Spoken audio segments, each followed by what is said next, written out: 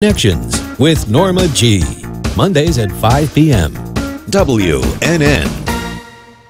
Talk 1470 is WWNN Pompano Beach and 95.3 FM W237BD Boca Raton, the Health and Wealth Radio Network.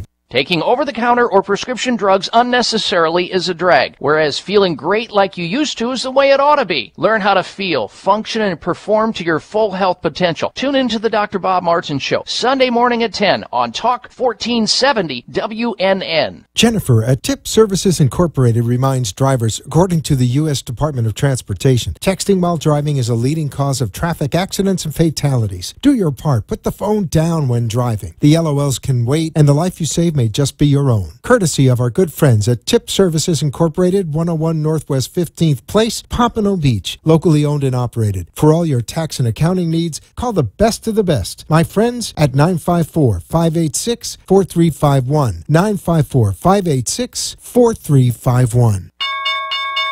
If you're tired of losing money when the stock market goes down, then feel you're not making enough when it goes back up, take an investment class at Online Trading Academy. For 2 decades, Online Trading Academy has taught over 200,000 students how to time the markets, how to pick the right stocks, how to limit risk, and how money is made in up, sideways, and down markets. All instructors are certified, currently trade, and profitable. They show you what they do every day with stocks, options, futures, forex, and now Bitcoin. So if you're tired of losing money when the market goes down, then feel you're not making enough when it finally goes back up, call now for a pair of tickets to a free sample half-day class in Broward or Palm Beach and see for yourself how educated investors make trades. Online Trading Academy, the leader in investment education. Call 954-668-2510. 954-668-2510. 954-668-2510. Talk health, talk wealth, talk politics, talk 1470 and 95.3 FM WNN. The opinions expressed on the following sponsored program are strictly those of the host, guests, and callers, and not necessarily those of this station, its staff, management, or sponsors. This is Tanoa Lynn Poirier, and I want to welcome you to Comm-Unity Conversations on WNN 95.3 FM and 1470 AM. This show is about you. I want to hear your trials and triumphs, challenges and victories, and how you overcome obstacles every day in our dynamic industry. All callers are welcome to join Community Conversations. This is where we'll discuss all things in common. We'll discuss managers, directors, vendors, and owners. Let's elevate the conversation. Raise the bar. Start here, now. Good afternoon and welcome to Community Conversations with Tanoa. I'm your host, Tanoa Lynn Poirier. Pardon me. Thank you for joining me this afternoon. I know that you could be doing lots of things, and if you are driving, you certainly can just sit back and listen. If you're not and you'd like to give me a call during the program, the number is 888-565-1470. That's 888-565-1470. If you'd like to reach me on Facebook, it's facebook.com/Hello Tanoa. That's HELLOTANOA. Or you can drop me a line on Twitter, which is also at Hello Tanoa. Welcome. You may also know that I am owner of Poirier Enterprises. I run the company with my husband. We are a property management company. We manage condos, HOAs, and high-end estate properties. So if any of those meets your criteria or need at the moment, please give us a call and see if we can help you out in any of those areas. I can't go any further without just expressing my sincere condolences and add my heart to the broken hearts of the people here in Parkland, Florida. It is really close to this studio. There are a lot of people I know who knew people involved in this horrific tragedy. And so I add my prayers to all of those who are being lifted up to heaven for comfort and grace during this unspeakably difficult time. So I just want to say that, and I know that kind of memorializes this show in terms of time, but it's important that we recognize when other people are hurting and acknowledge that. So, interestingly enough, today's topic is about conflict, and it was the topic that I had planned for this show, and we'll finish on a positive note, but I kind of want to talk to you about conflict in community associations, because there will always be. Where there are people, there is going to be conflict, right? So I want to acknowledge a couple of areas that I've experienced recently as it relates to conflict in associations. And one of the areas is something called conflict as sport. I wrote a blog about this, of course. You can find those blogs on hellotanoa.com, and you'll see blogs and past shows and then some other content that you may be interested in. But conflict as sport is something like this, is that someone will come into the office whom you have had experience with in the past, and I'm talking to community managers at the moment, but it could be anybody. It could be somebody at your church. It could be somebody at your work. It could be someone with whom you socialize. And white is black, up is down. If you say, isn't it a beautiful blue sky today? They'll say, actually, the sky is gray. And conflict is sport to them. One of the ways I have eased my anxiety in this regard is I just don't bite anymore. If they want to say black is white, I'll say, yep, it's white. If they say the sky is actually gray, I'm like, you know what? I could have something wrong with my contact lenses. You're probably right. It is gray. It takes the wind out of their sails. It lets the air out of their balloon. Whatever metaphor you want to butcher, you can.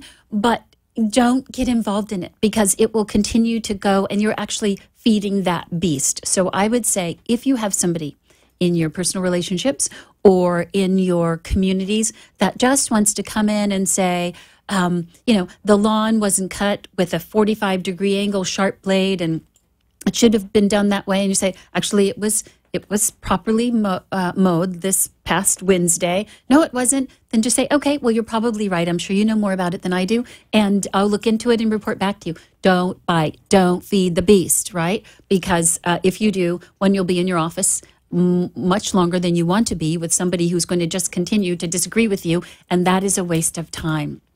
Also, for those folks whom you know are going to be difficult and time-consuming, you can ask them with respect to please make an appointment if they want to talk to you, and then you can carve some time out for them without having your kind of time sucked away. Remember, we want to invest our time, and the way to do that is to try to manage those time suckers, as I call them, in a way that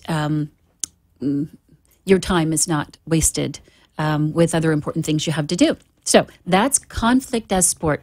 Read the blog. It'll give you a couple of more examples, but you probably know someone like this. Don't feed the beast.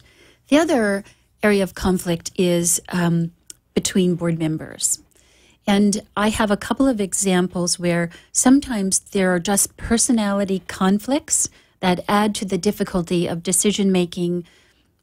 Directors are elected by the members in the community. Members of the community are the owners.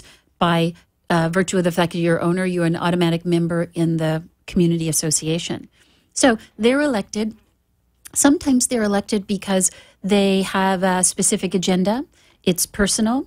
And sometimes when they get on the board, they want a new pool, they want fences, they want something done. Once that's accomplished, they get off the board. They don't run again. Sometimes they get on the board as kind of a protest against what's going on in the community. Does that sound familiar in the kind of macro world? And many times, however, they get on the board because they want to give back. They have been previous captains of industry. They've owned their own businesses, or they are just really invested in their community because they want to maintain property values. They want their community to continue to thrive and get better, or they just have noticed a degree of negligence, and they want to kind of turn that tide to do those other things, maintain property values and make the place they live the best it can be. That is the general population of boards that I have found. What tends to happen is that someone will get on the board as kind of a protest, and now there's a contention with the previous board because of those decisions made. They are not made in a vacuum. They are not made without research and thinking and deliberation. But the people get on who don't attend board meetings don't know that.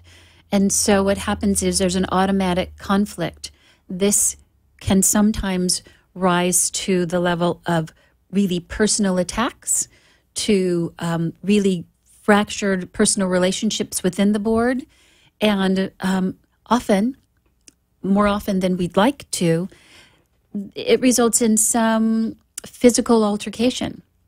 And I know that sounds absurd, but it happens. And so what we want to do in that regard is to try to steer the conversations away from areas of deep conflict. That if there are names called, and there are some names that are said to people that are appalling and should never be used in language ever again, but they're offended, and now there's a deeper breach, and now they don't speak to each other. And so how do we conduct the business of the association with this level of conflict? You have to sit down. If necessary, you get a mediator involved. You recall that Jill Coulter was here, and in order to resolve these kinds of things before they get to the level of a physical altercation or somebody suing someone for defamation or litigation seems to be the direct path to resolving issues, and I tend to disagree with that.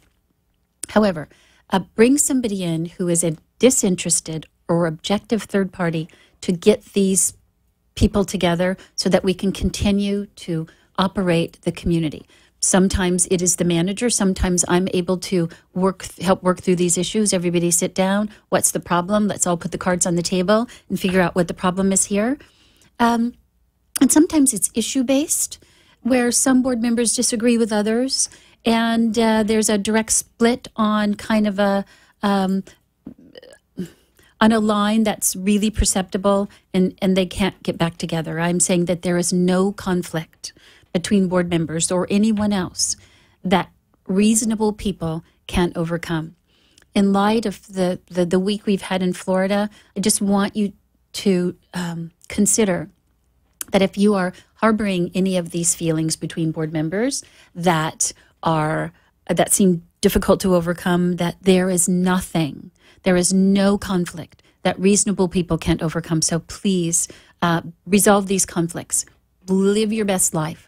Be happy, because that's what I want for you. The other area is between neighbors. A similar thing happens where someone feels slighted, either because of their own insecurity, because they, I have to tell you, recently I had someone who had a beautifully remodeled condominium unit.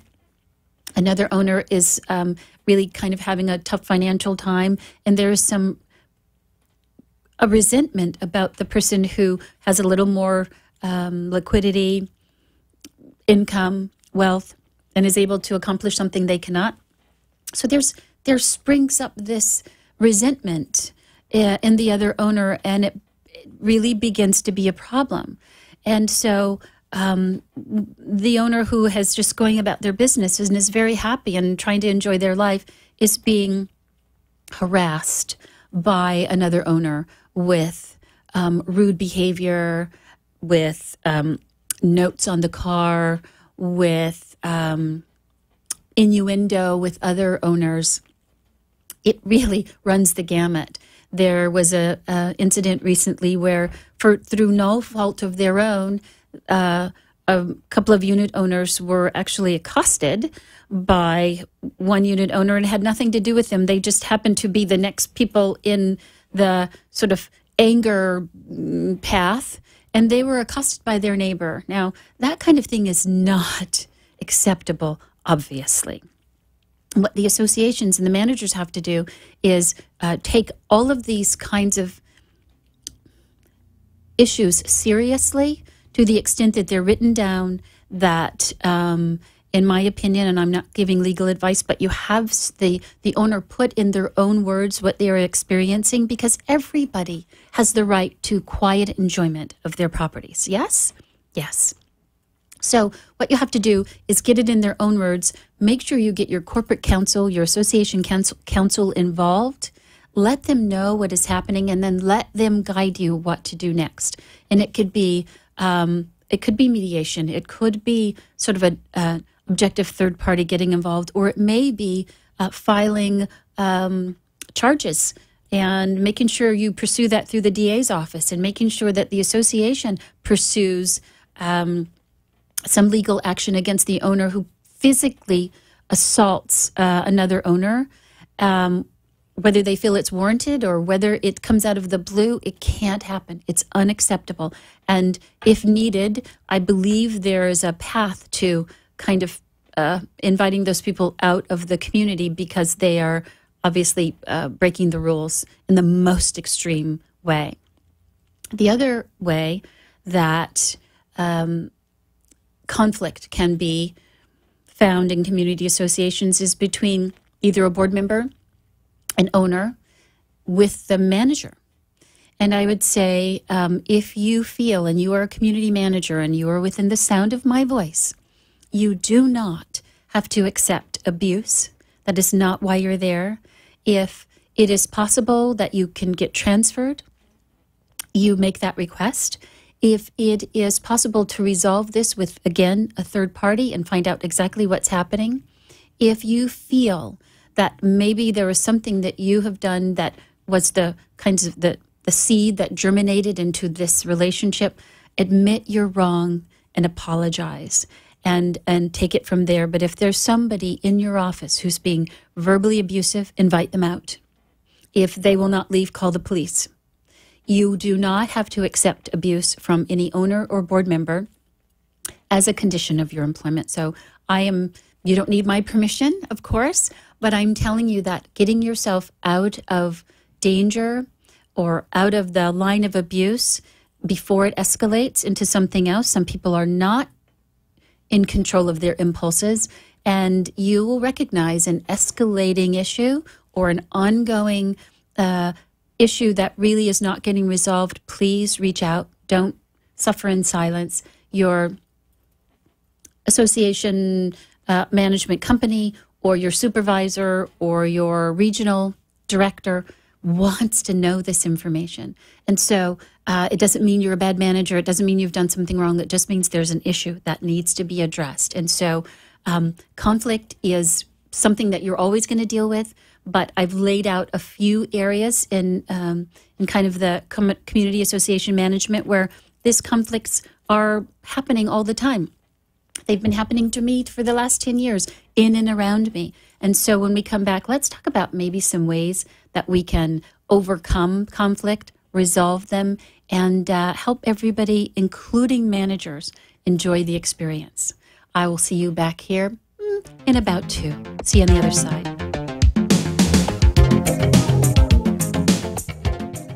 Imagine having one place you can call for all your residential needs, whether it's housekeeping, repairs, remodeling, pet sitting, laundry, or anything else your heart desires. La Concierge Services is your answer.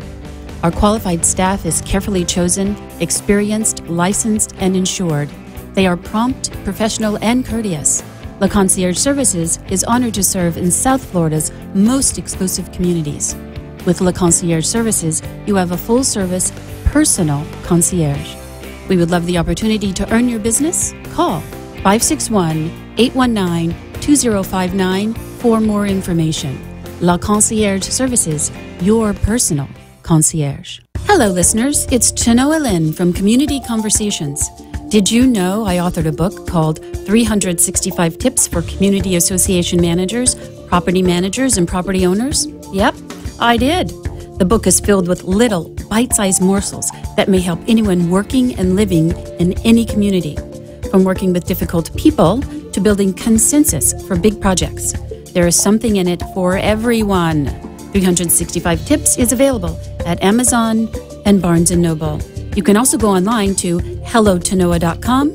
That's hello, Tanoa.com. Welcome back. This is Tanoa Lynn Poirier with Community Conversations. And I want to remind you that this show is about you. If you'd like to join the show, you can call us at 888-565-1470. Let's get back to the show. Hello and welcome back, listeners. As a reminder, you can also react on Facebook. We're on live. It's facebook.com/Hello Tanoa. And you can also reach out to me at Hello Tanoa on Twitter. And if you pose a question, I'll be able to see that as well. We are discussing conflict in community associations. And conflict is just a way of life. I get that. But in community associations, it can be conflict as sport, as I said, where somebody just is, it's their thing. It's the thing that makes them happy, and they just kind of like being antagonistic. They like the drama of it all. I'm not about that.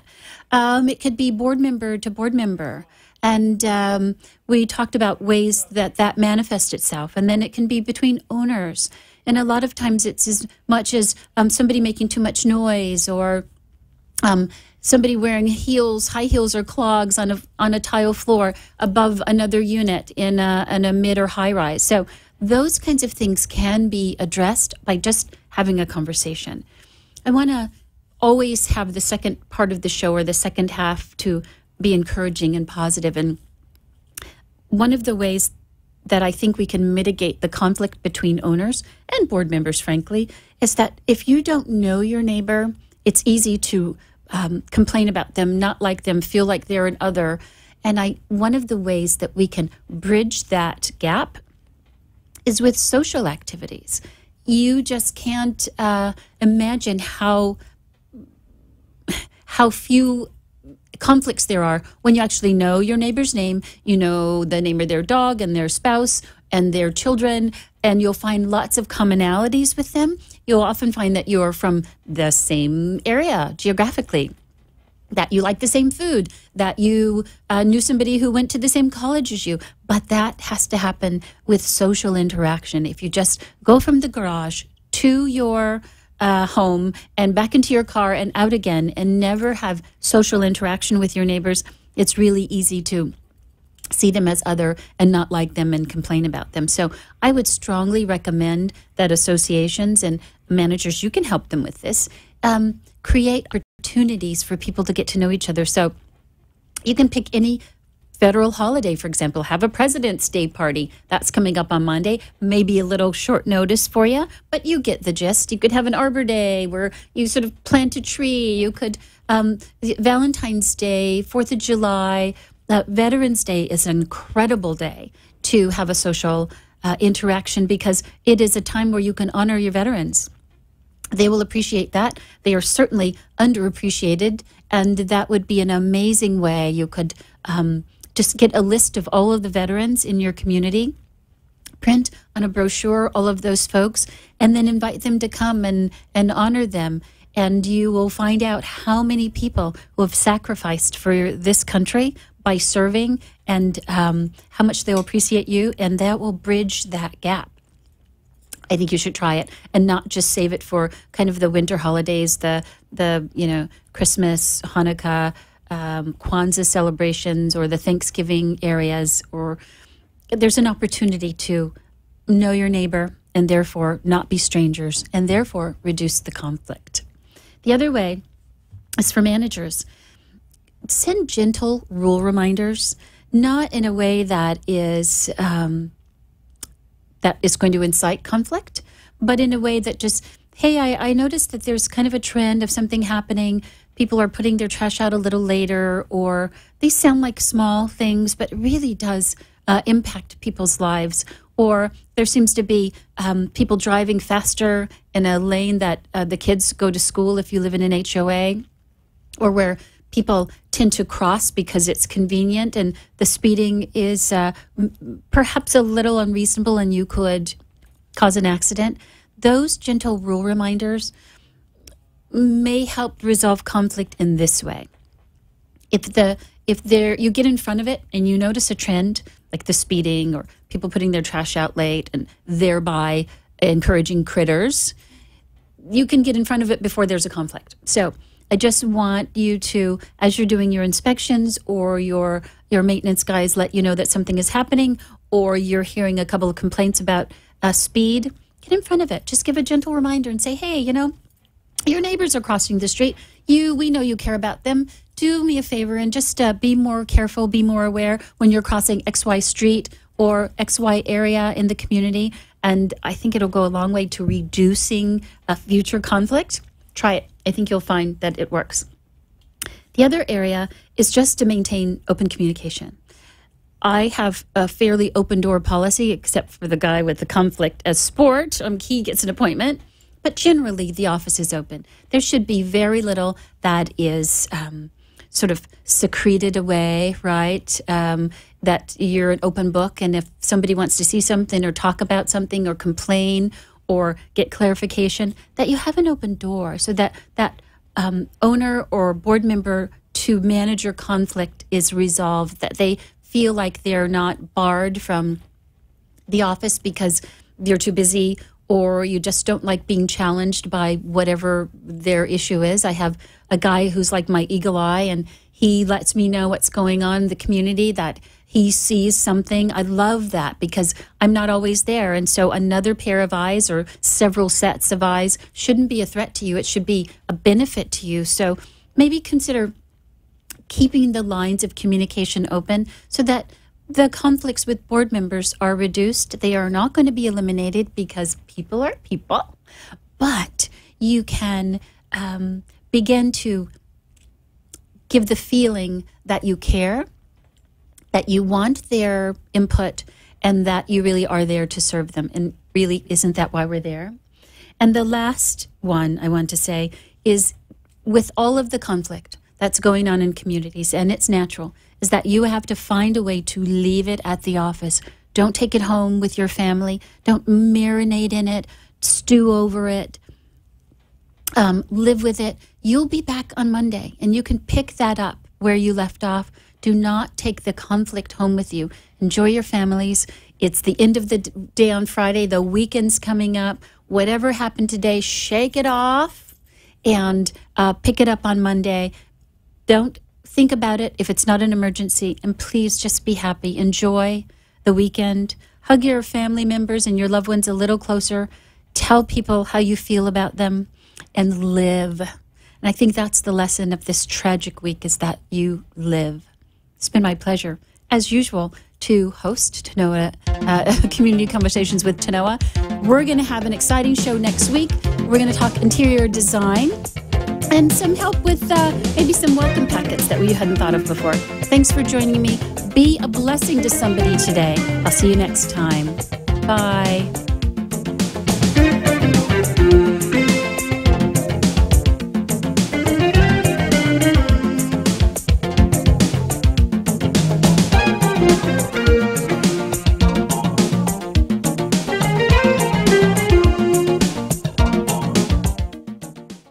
Been listening to Community Conversations with Tanoa Lynn Poirier. It is my honor to host this program, and I appreciate you listening. We have an exciting show planned for you next week, so mark your calendars and join me every Friday at 5 p.m. on WNN 95.3 FM and 1470 AM. We look forward to hearing from you, our listeners. It's all about learning, sharing, and teaching. We're all in this together. Until next time, be a blessing to someone and endeavor to persevere.